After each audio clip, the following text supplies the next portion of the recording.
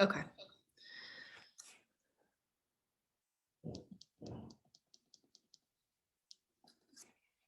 All right. So this is just a kickoff. This is a kickoff for our challenge, but this is also great review and just education about how we're going to coach you through some things and how things are going to look for you. So, our challenge is based off a group called HSN, which is Healthy Steps Nutrition, and it's run by a dietitian, which is required in the state of Illinois to be able to run any sort of nutrition program. So she's my mentor, and I'm an HSN certified health coach. So the slogan from HSN is we believe that something as fundamental as nutrition shouldn't be complicated, which I think is a fair statement.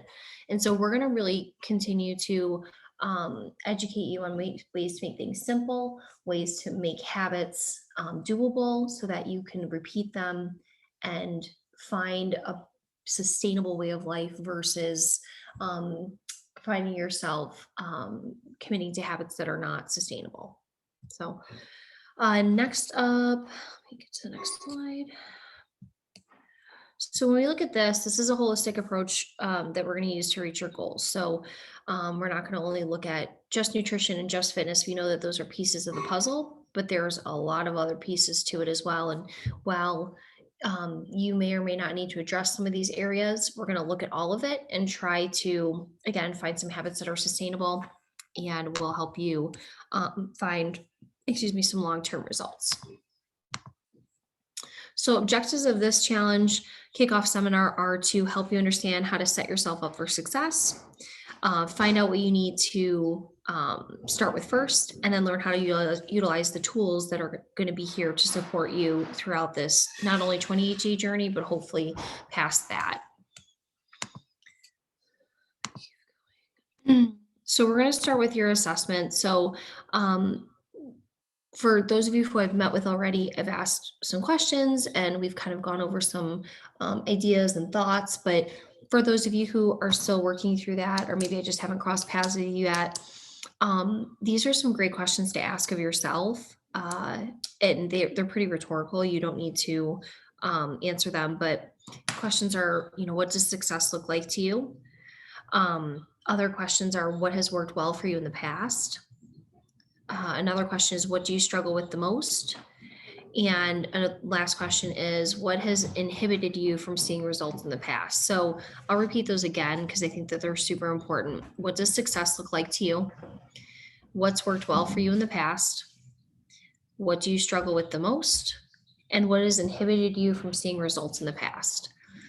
And so I think those are some pretty in some ways I think they can be pretty raw questions because they really require you to dig deep and probably get a little bit uncomfortable. So I would really encourage you to sit with those and think of answers that will help kind of shape your the next step of your journey, which is this challenge. And then we talk about goals. You've heard of SMART goals, right? And so when we're setting goals, a lot of the questions that I'll ask back of you are going to be related to SMART, the SMART meaning, which is specific, measurable, attainable, realistic, and time sensitive. So when you think about your why, you need to think about why the goals are important to you. And, for example, your goal may be to lose weight, to fit into a specific clothing item again, or to wear a swimsuit to the pool. I know one of my initial weight loss goals was to be able to fit into my pair of jeans that I wore before I had my son. Um, but one of the questions that I failed to ask myself was, why is that important? Right? Will it make me happier? Will it make me more confident? Was it that I didn't want to spend more money on jeans? Like, you really do need to start asking your question, the question of why, because the why behind a goal will determine and sorry, the goal will help you determine your why, but it will also keep that in mind during this journey. So you'll always come back to that, right? Like, what's the end game for you and why is it so important? Because if you don't have that, you'll struggle with making some commitments. So food for thought. Let me go to the next slide. So when we talk about basics, this is, again, if you've met with me, we've been talking about this and kind of following this pattern, but we're going to try to focus on one thing at a time. For people who have a pretty good, healthy habit lifestyle, we're going to focus on 2 or 3 things for the first week, but we are really going to try to focus on one thing at a time. We're going to try to nail that one thing, and then we're going to add something else to your plate. And then we're going to continue that layered approach into new habits so that when you as you start to shape some more of this journey, you feel as if things are being added versus being taken away. Because we do know that when things are taken away, we feel emotionally, we feel like well, you feel like things are being taken away, right? So as things are added, you feel a little bit more fulfilled. It feels more robust versus saying you can't have this, you can't have that. And then it begs the question, well, what can I have? Versus now we're going to say you can have this, that, and the other, but here's how you're going to do it. One example would be adding a serving of vegetables to your dinner plate, right? That could be an example of one layered habit that we're working on to try to get some success. Basics, other basics are super important, are real foods over food products. So we're going to always encourage real food. When I sent the email the other night, we talked about the kitchen clean out or pantry clean out. And so we're going to focus on getting rid of things that are no longer serve you or things that you no longer need. We're going to focus on progress over perfection. There is no straight line to success here. And people who tell you that they have it, they're lying to you. And so we are going to focus on baby steps, stringing some good habits together, and from there seeing results versus focusing on everything all at one time and pretending that we have all the answers. And if we're not perfect, then your day is a waste. That is not how we're going to do this. The other thing that we're going to do is follow the plate method, which I'm going to talk about in the next slide. So let's actually talk about the plate method. So the plate method is one of the easiest and most effective methods for improving your diet by eating a balanced meal of healthy, high quality foods. The plate method is a great rule of thumb whenever you're eating out at a restaurant or you're in a rush to make a meal at home. So it's a pretty good visual, but here's how you do it. So make half of your plate non-starchy vegetables. Right here in this picture, we see Brussels sprouts, cauliflower, asparagus, tomatoes, peppers, broccoli, eggplant, carrots, all of the above. Starchy vegetables would include like something like potatoes, sweet potatoes. I know that there's a couple that I'm thinking of, like squash is kind of in that family of starchy vegetables. Those are the main ones I'm thinking of. I know that there's others. But then you're going to make a quarter of your plate lean protein. So examples here, fish, shrimp. It looks like there's maybe like chicken. Turkey's a good one. There's really great ground beef out there that's like 96.4 ground beef, which means 96% lean, 4% fat, and you can probably cook that down to a little bit lower. And then for steak, not every steak is lean protein, so keep that in mind. The more marbling, the more fat, obviously the higher fat content. And then a quarter of your plate is going to be starch. This is where your squash, your sweet potatoes, your fruits and nuts come into play. Excuse me, not fruits and nuts, just nuts. Nuts come into play. Anything that has like a pretty filling taste to it, but we think is in that vegetable category, is usually in this category. Let's see. And then you've got your fat to the side, which is like avocado, olive oils. You've got like coconut oil, avocado oil, things like that go here. And so tips for eating your plate are eat non-starchy veggies first. So you're going to want to attack that left hand of the plate that you see first. Then you're going to eat your protein. Then you're going to eat your starch last. And if you're still hungry, then you go back to the left of the plate. So you kind of eat counterclockwise in this picture and really trying to think about eating the things that we don't necessarily always want first. Um, but I guarantee that if you can stick with this kind of method, this will really, really help and improve your eating habits right off the bat. So you can get a quick win by doing this.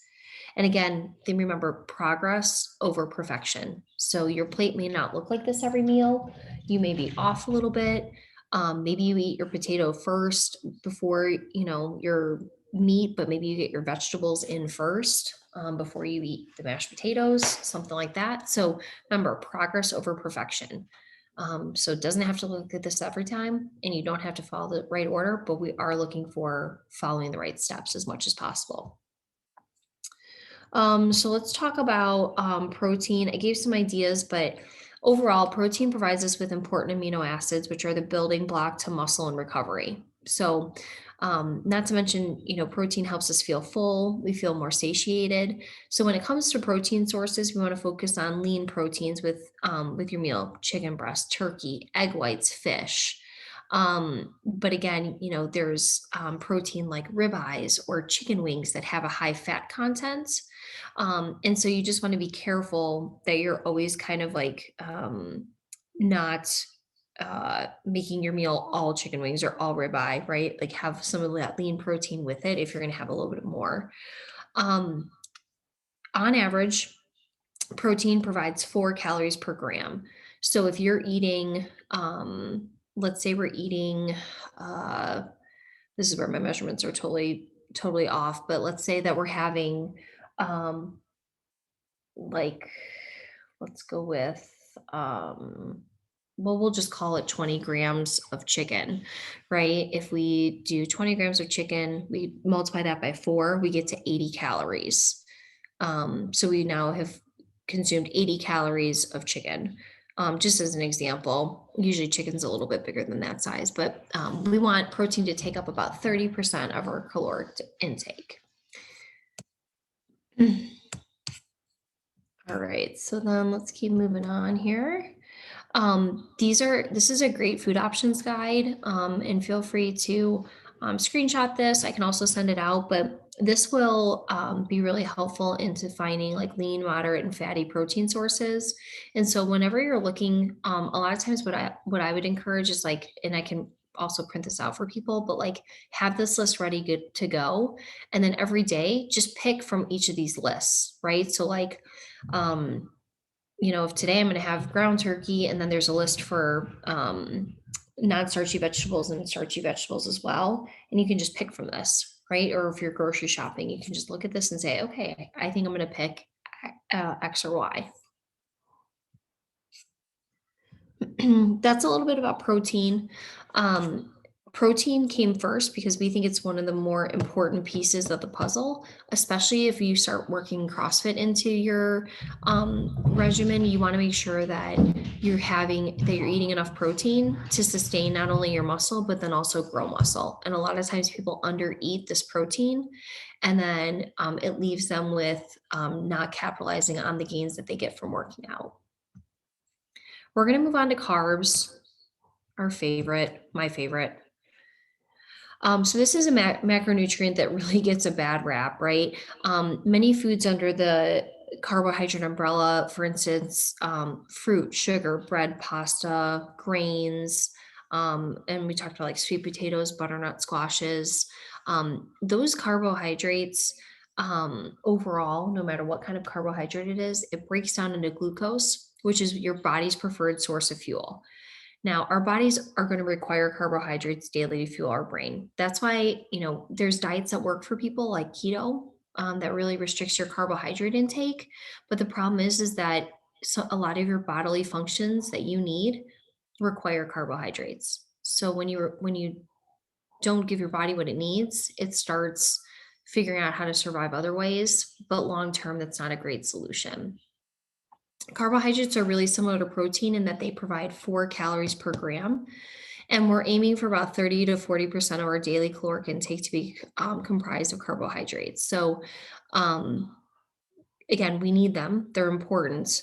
A lot of people think that they can just cut out carbs and things will function great. And in the short term, that'll work, but long term, that's just not a great sustainable solution. So that's why we like to still encourage the use of carbohydrates. So this food options guide is also another great principle that I can get for people. So you've got some starchy carbs on the left, and then you've got non-starchy carbs on the right. The non-starchy carbohydrates in our, let's go back to the plates. Let me just remind you what that looks like. Give me 1 second. So our non-starchy carbs, I don't know if I have is on the left side, and then our starchy carbs are in the top right, just as a reminder. Where are you? There you are. Cool. So I'll let you read this, but just some ideas for you guys. Obviously, we've got fruit mixed into here as well, so keep that in mind. And don't worry so much about the glycemic pieces right now. We'll talk about those one on one with people. But this is just a good guide for a list. And then last, we have fats, which are also my favorite. I mean, I feel like I really love all food groups. So, contrary to popular belief, fat doesn't make you fat, right? Let me just make sure this slide is up. Okay, cool. Fat doesn't make you fat. It actually helps you stay fuller longer and absorbs a lot of fat soluble vitamins. So, there's a lot of vitamins in those vegetables and meats that we eat that need to be absorbed with fat intake there. And so that's why we do need fat. However, it's the most calorically dense of the three macronutrients. We talked about protein, carbs, and then fats. And we talked about 4 calories per gram for the carbs and the proteins. This is actually 9 calories per gram. So a little bit goes a long way, right? We also like to choose plant-based sources of fats here as much as possible, even though we all love a good ribeye. So we're talking about avocado oil, olive oil, nuts. Fish can be mixed into this, like salmon. Eggs have a good amount of fat as well. So these are the pieces of the puzzle for fats. Let me go to the list so you can see that. So these are your food option guides for your food options guide for healthy fats. Not a ton of options, but like I use olive oil all the time. I use avocado oil a lot. Brazil nuts, I take daily. So there's lots of things in here. Peanut butter would also fit into this. Peanut butter probably also has a lot of, depending on what you eat, a lot of sugar as well. So there's a lot of other things on here within this list that aren't necessarily here. All right, so we're going to get into part two, kind of section 2 of this. Now that we learned about macronutrients, we need to figure out how we're going to track as a group throughout this challenge. So this is where I haven't given access to you guys yet, and I'm going to do it tonight or first thing tomorrow. So look for it. But we're going to use this app. It's called the HSN app, and it's specific to what we're doing. So I love that. Okay, so what's going to happen is every, sorry, let me advance my slide. Every week during the challenge, you are going to get nutrition tips. You're going to get some mindfulness tips. You're going to get some kitchen tips, and then you're going to also get recipe videos. So you're going to get 4 new videos each week of this challenge, and it's going to look like this in your app. I know what you're thinking, another app to download on my phone, but I promise it really is user-friendly.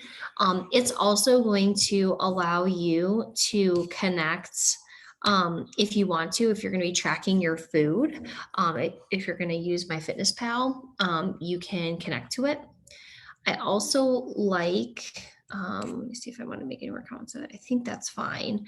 And if you don't know MyFitnessPal, it's totally fine. Don't worry about it. We're going to work through it. And then the other thing is that MyFitnessPal also has HSN recipes preloaded into it. So you can find those things and put them into your MyFitnessPal if you're going to be tracking your food specifically.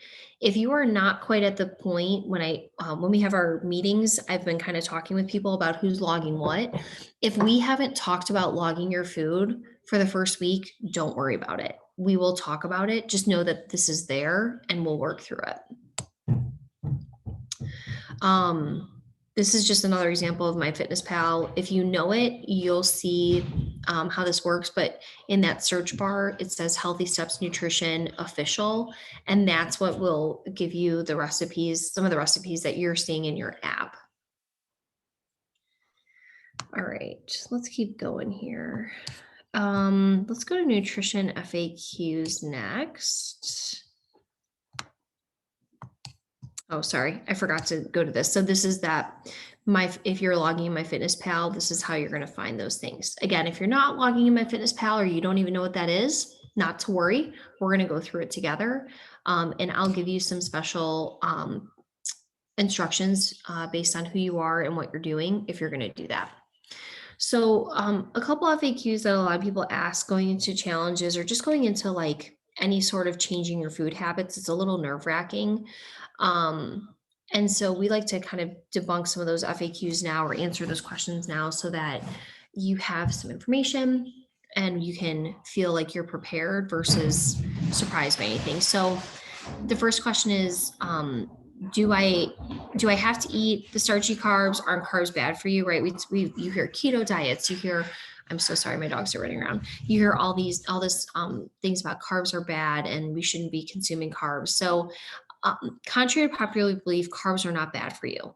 But we want to choose whole food sources of carbohydrates and stick with lower glycemic options, which was in that chart.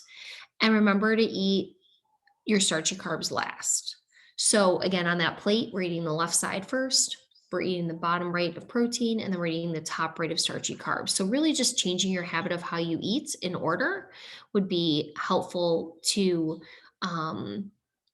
answer this question. I have not paused for any questions, so if anybody has any questions, feel free to chime in. Okay, so next up, can I eat a sandwich? Yes. If you love having a sandwich for lunch, then you should have it. But remember, it needs to be part of your a healthy part of your balanced meal. So I'm gonna encourage you to try whole grain bread or make it an open face sandwich instead of using two pieces of bread or using a sandwich flat. And then I'm going to encourage you to add some lean protein and then load up on veggies, right? Whether it's veggies on the sandwich or to the side of the sandwich. If it's to the side of the sandwich, I'm going to encourage you to eat that first because again, we eat our non-starchy carbs first. Then we have our lean protein. Then we have our starchy carbs last. So that's how I'm going to kind of encourage you to work in that sandwich if that's important. And that's going to go for really anything in this, right? If a sandwich is important or if, if there's like a dessert that you really want, or if you have a special occasion coming up where you're like, we're going out to dinner, what do I do? We're going to navigate that together to try to help you understand how to attack this so that you're in a place of success. Okay, are there any other questions are like, are there any snack bars out there? Listen, I'm all about snacking. I get it. Sometimes I snack my way through my day just to get through it. So I'm not against snacking, but I do want to make sure that it's a balanced snack and that it's also limited on ingredients. So a lot of times we'll see snack bars that are like, this is super healthy, but it's really like super high in carbohydrates and really low in protein. So you just want to make sure you're reading the label. I am always a fan of RX bars or RX Kids bars. They're a little smaller serving. I know that there's Kind bars out there and there's Perfect bars as well. I don't think they're the best solution, but I think that, if you're in a pinch, like having a snack, I actually like the idea of like a or like a turkey jerky better, some of those kinds of snacks. And so if snacking is something that's important to you, let's talk about it and let's figure out how we can work things in for you to make it feel doable and not as overwhelming as you can't have a snack, right? Okay. For some of you, we might give you some meal plans, and they're dietitian developed. So you know that it's not just Melissa picking her favorite foods every day, it's actually from a dietitian. And so you're going to get a meal plan. The meal plan is meant for inspiration and to show you what balanced meals and snacks look like. So you can pick and choose recipes that look good to you. You can eat foods that you like. There's going to be a challenge handbook that will have some of the principles that we've talked about today, like the, carbs list and the proteins list. You can pick staples that you like. You can choose some things to make, or it'll help you just make a balanced meal as well. You can, mass prep some egg muffins or pulled chicken or meatloaf muffins. But you don't feel like you need to cook each and everything on that meal plan. It is meant to give you examples and give you inspiration if you don't want to follow it to the T. And that's going to be available again. That'll be available in your app once I set that up. And other questions, do I have to eat it? Do I have to eat it all? Listen, you're going to be feeling a lot of things over this period of this challenge, because food is not just food for us. It's oftentimes an emotional connection. It's oftentimes a boredom connection or a nervous or anxiety connection. So don't feel like you have to eat portions that are too large all the time. Try eating something smaller. You will feel more full by eating whole nutrient dense foods. So if you need to get a meal or a snack in there, you can definitely make a smoothie. I talked about increasing veggie intake, and putting like rice cauliflower into your smoothie. So that could be an option. I mean, there's so many options here to make it all work. So again, progress over perfection, right? Progress is always over perfection. Okay, so let's see. Where do I want to go next? Go here. So when we talk about progress, not perfection, right? So for those of you who I've met with, we've talked about action steps. We've developed either 1, 2, or 3 action steps that we've created. You'll get that in a note, and it will also be in the HSN app that I talked about. It's going to be in there. So every day you log into that app, you open it up in the morning, your videos are there, your goals are there. And it's also a great way for me to check in with you directly, so you don't have to text me. You can just work within the app. The messages come to me directly. I can respond to them really quickly. So if you have questions, you can ask them in the app, and they're instantaneously asked of me. You can also ask the group. There's 6 of us completing this challenge, so you can always, survey the group, ask questions. And that's a little bit about that. And then this is really just the, wrapping up the end. So I'm super excited for this kickoff challenge, or nutrition challenge. I'm sorry. Thanks for listening into this. I think this is always a great review for a lot of people. Sometimes we get caught up in the, idea of having to have it all figured out right now and today. And we need to remember that health can be a little overwhelming. There can be a lot of pieces to the puzzle. It's not always so simple. But what thing that we're focusing here is trying to make this idea of nutrition really, really simple for you by creating good habits, making good choices, and focusing on progress, not perfection. And so I'm super excited. This is my first challenge that I'll be running as an HSN coach, which I'm super excited about. And I feel like we've got a lot of really good tools that'll be coming to you in the next day, that'll help guide you into making good decisions when this challenge starts on Monday. So that's it for the informational part of this. I know that was a lot to throw at everybody, but again, I just wanted to cover some of the important pieces of this challenge so that you know what's coming to you. So again, you'll get the app from me. If you've met with me, I'll give you a summation of our notes, and I'll load your action steps into the apps that you see it starting Monday. You also have your kitchen clean out video that you got on Tuesday. And then I'll send this recording, and I will also send I think that there's a challenge handbook that I also need to send out for everybody, but I wanted to do this first, instead of overwhelming you with like 10 different documents and trying to figure out what's what. So that's just a little bit about this. Obviously, if you have questions, you can always ask me.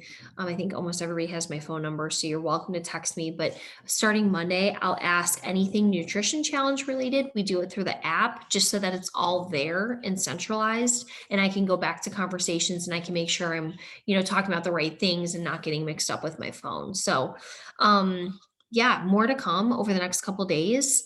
Mostly that challenge handbook, your meal plans, your HSN app access, and then all your action steps that we've talked about or discussed together. So I'm going to stop sharing this. I'm going to see if anybody has any questions.